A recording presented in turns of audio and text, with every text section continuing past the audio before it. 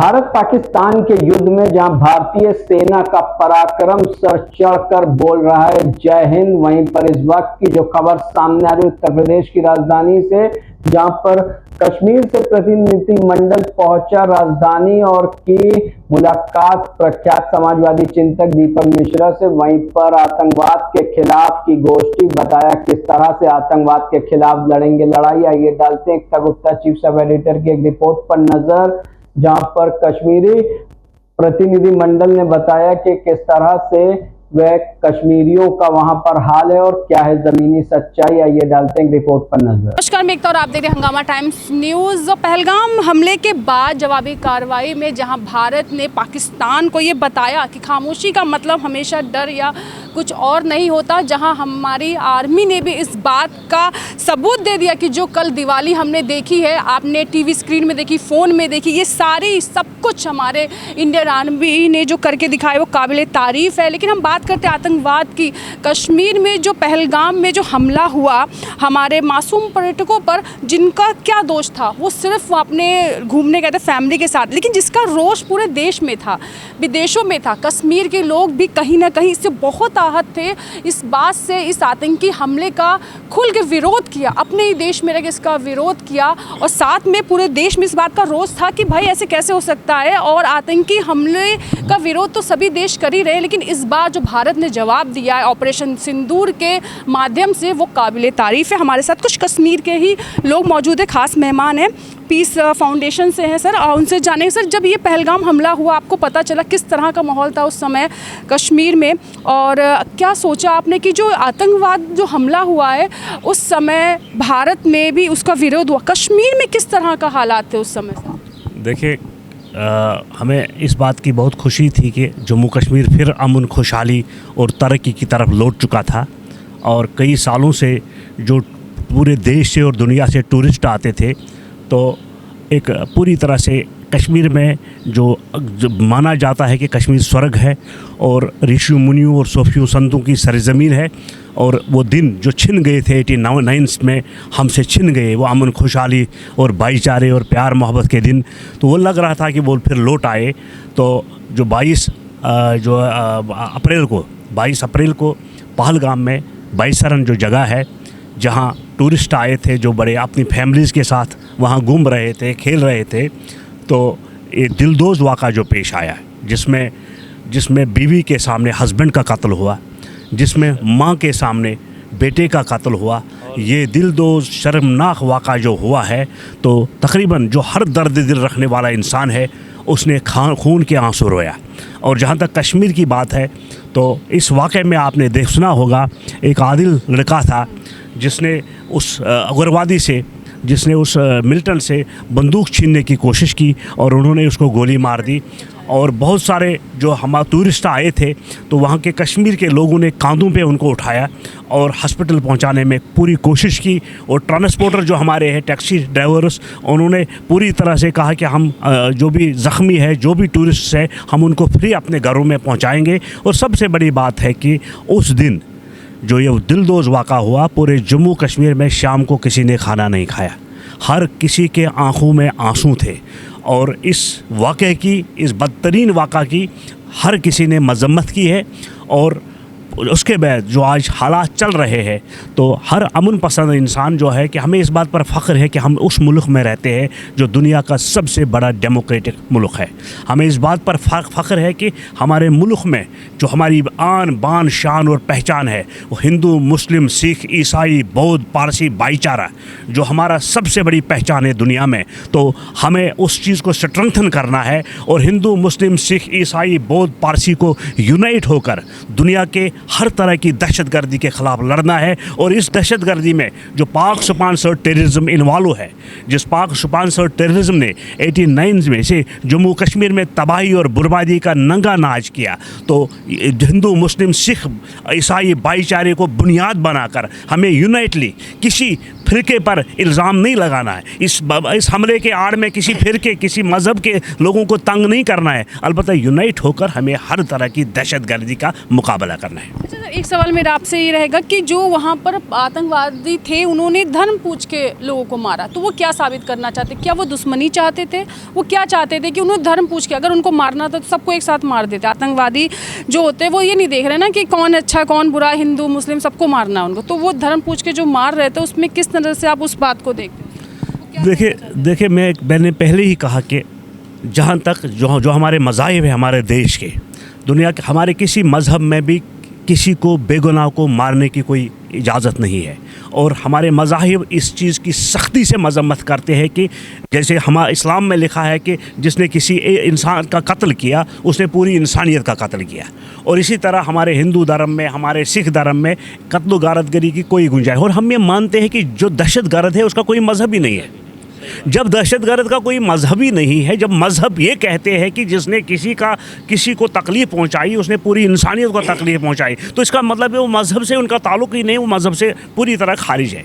तो मज़हब से जवाब सिंदूर से सर खुश हैं और भारत ने जवाब उसके बाद जो पूरी तरह से जो गवर्नमेंट ऑफ इंडिया का डिसीजन है, जो गवर्नमेंट ऑफ इंडिया का फ़ैसला है, तो हमने शुरुआत से कहा है कि टेररिज्म के ख़िलाफ़, दहशतगर्दी के ख़िलाफ़ और पाक स्पॉन्सर्ड टेररिज्म के ख़िलाफ़ जो हमारे देश का फ़ैसला है, सरकार का फ़ैसला है, हम हर तरह से उस फैसले के साथ हैं।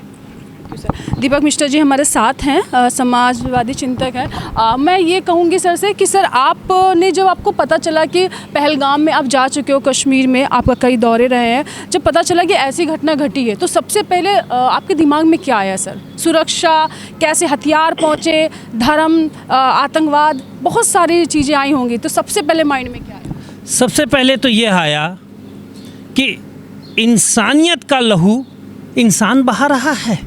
हम तो जानवरों से भी बदतर हो गए। मासूमों का खून बहाना किसी भी धर्म में, किसी भी मज़हब में जायज़ नहीं है। आप ये बताइए। और जैसा कहा गया कि धर्म पूछकर मारा, यही तो चाहता है पाकिस्तान कि हिंदुस्तान के भाई आपस में लड़ें और वो सीमा के पार बैठकर हिंदुस्तान को कमज़ोर करे। यह लड़ाई हिंदुस्तान और हिंदुस्तान के दुश्मन देश के बीच में है। इसका कोई सरोकार हिंदू और मुसलमान से नहीं है। हमारे देश का मुसलमान कौन है? हमारे देश का मुसलमान अशफाकुल्ला खान है। आप देखिए सीमा पर हमारे मुसलमान भाई और बहन किस तरीके से लड़ रहे हैं, उनका हौसला न टूटने पाए। कश्मीर को मैं तो कहूँगा हमारे पीस फाउंडेशन के साथी फैयाज़ भट्ट साहब से, डर साहब से, कि आप लोग जाइए और कश्मीर को बताइए कि हिंदुस्तान का ज़र्रा ज़र्रा उनके साथ है। उनके साथ नहीं है, कश्मीर तो भारत है ना, अपने साथ खड़ा है। हम उनके साथ पूरी ताकत से खड़े हैं। हम लोग कश्मीर चलेंगे और आतंकवाद के विरुद्ध निर्णायक युद्ध छिड़ गया है और भारत सरकार सीधे सीधे लड़ाइयाँ लड़े। कोई भी पक्ष का नेता उनके खिलाफ नहीं है, कोई मुसलमान उनके खिलाफ नहीं है, कोई पारसी उनके खिलाफ नहीं है, कोई हिंदू उनके खिलाफ नहीं है। वो आगे बढ़ें, हमारी सेना शौर्य दिखाए। और कहते हैं ना कि हम अमन चाहते हैं मगर जुल्म के खिलाफ, टेररिज्म के खिलाफ गर जंग लाजमी है तो जंग ही सही। और ये हमारे देश का हर बच्चा कह रहा है, उसमें हिंदू मुसलमान सब शामिल हैं। कैफी आज़मी तो बहुत बड़े शायर हैं ना, हमारी पीढ़ी के तो नहीं, उस महान पीढ़ी के हैं। उस महान पीढ़ी ने भी क्या कहा है कि साफ साफ कहा है, जंग रहमत है कि लानत, पर सवाल अब न उठा। जंग आ ही गई सर पे तो रहमत होगी, दूर से देख न भड़के हुए सोलों का जलाल, इसी दोज़ख के किसी कोने में जन्नत होगी। तो अमन के लिए यह निर्णायक युद्ध अगर ज़रूरी है तो हो, लेकिन हम अमन चाहते हैं। और दूसरी बात ये, कृपया करके भारत पाकिस्तान की इस लड़ाई को आतंकवाद बनाम सामाजिक सद्भाव की इस लड़ाई को हिंदू मुस्लिम में न बांटें। भारत माता के सभी बेटे भारत माता के बेटे हैं।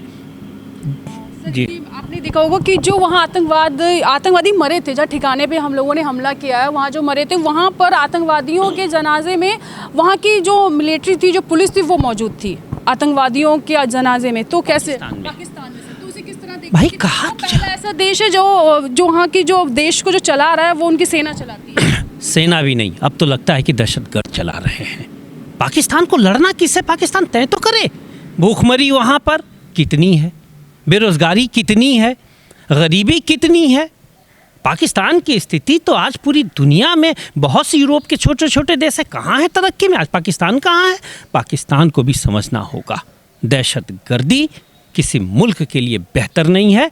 और अब तो ये सवाल जब पहलगाम में हमारे भाइयों का लहू बहा, और पहलगाम में एक चीज़ और मैं बता दूं, पहलगाम में जो मारे गए वो हिंदू ही नहीं थे, उसमें हमारे मुसलमान भी मारे गए। और एक मुसलमान साथी आदिल तो बाकायदा उसने रोका आतंकवादियों को। इस पे चर्चा कीजिए ना।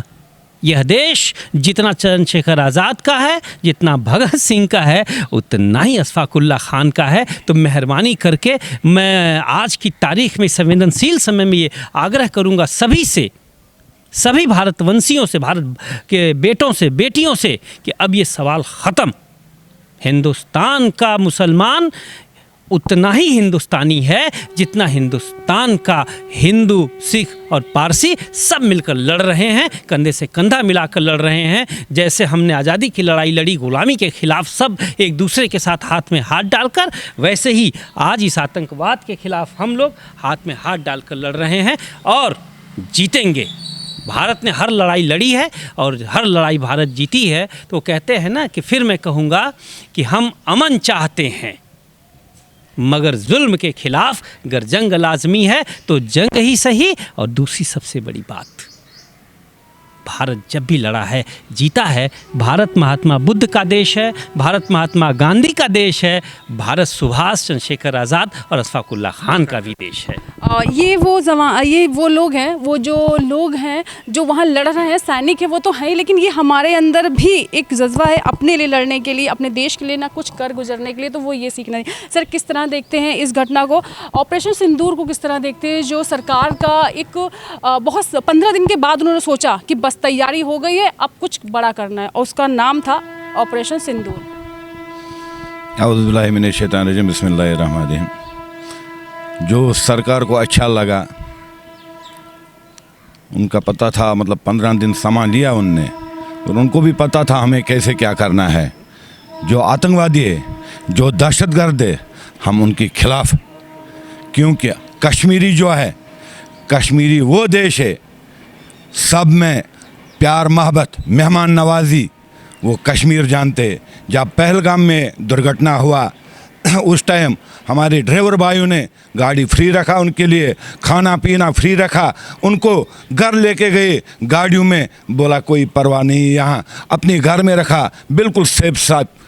तो इससे क्या होता है, कश्मीरी अगर यहाँ हिंदुस्तान में हमारी कोई मुसलमान लड़की, कोई मुसलमान बच्चा उनको पीटा गया, मैं मोदी सरकार से गुजारिश करना चाहता हूँ, क्यों कश्मीर अलग नहीं है, कश्मीर हिंदुस्तान है, हिंदुस्तान कश्मीर है। उन बहनों के साथ, उन बेटों के साथ, उन बच्चों के साथ ये खिलवाड़ मत करो, क्योंकि ये हिंदुस्तान का बेटी है, हिंदुस्तान का बच्चा है। अगर ये कश्मीर से आया हिंदुस्तान में पढ़ने के लिए, आज उनके साथ मार पिटाई की, मारना बंद करो। ये हमारी बेटी है, इसी हिंदुस्तान की, ये रिक्वेस्ट है मोदी जी से। ये मतलब ये जो कश्मीर का ये जो बेटी है, बेटा है, उनके साथ मारपीट मत करो। हम हिंदुस्तानी है, हिंदुस्तानी रहेंगे, जब तक जिंदा है तब तक हिंदुस्तानी है। ये कश्मीर के लोगों का कहना है कि कश्मीर कोई हिस्सा नहीं है, कश्मीर स्वयं एक हिंदुस्तान है। और कश्मीर से आए लोग हमारे साथ और भी हैं, कहीं ना कहीं वो लोग भी सर से बात करें। सर, जब आपको पता चला, कश्मीर से बिलोंग करते हो आप, जब ये आतंकवादी हमला होता है तो कहीं ना कहीं लोगों को लगता है कि मुस्लिम पे होने लगता है, ये भी मुस्लिम है, तो उनको भी शक की नज़र से देखने था। तो कैसा लगता है कि नहीं, आतंकवाद का कोई धर्म नहीं होता, हर मुस्लिम नहीं चाहता है कि वो लड़ाई झगड़ा हो।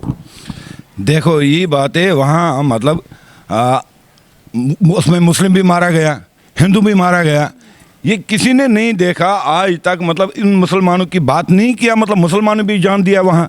मतलब एक आदिल हुसैन था, उनने गन छीनने की कोशिश की वहाँ, उनका भी पीछे वार हो गई, उसको भी शहीद किया। वो क्या मुसलमान नहीं था? हिंदू के लिए वो लड़ रही है। हमारी जो बहनें, माँ, भाई वहाँ शहीद हो गई। हिंदुस्तान का वो कश्मीर का हुआ, वो हिंदुस्तान का नहीं है, वो हमारा भाई है, हमारी बहनी था वहाँ जो शहीद हुई वहाँ। हम कश्मीर, ये हिंदुस्तानी है, हम उनके साथ साथ है। हर वक्त, हर टाइम पे हम हिंदुस्तान का नमक हमने खाया। इंशाल्लाह जब तक हम जिंदा है तब तक हिंदुस्तान की नारा देके रहेंगे। Thank you. ये कहा सच, बहुत बड़ी बात है कि अगर हमने हिंदुस्तान का नमक खाया है, हम कश्मीर में रहते हैं लेकिन हम हिंदुस्तान के ही वासी हैं। हिंदुस्तान पे बात आएगी तो हम सब खड़े हैं।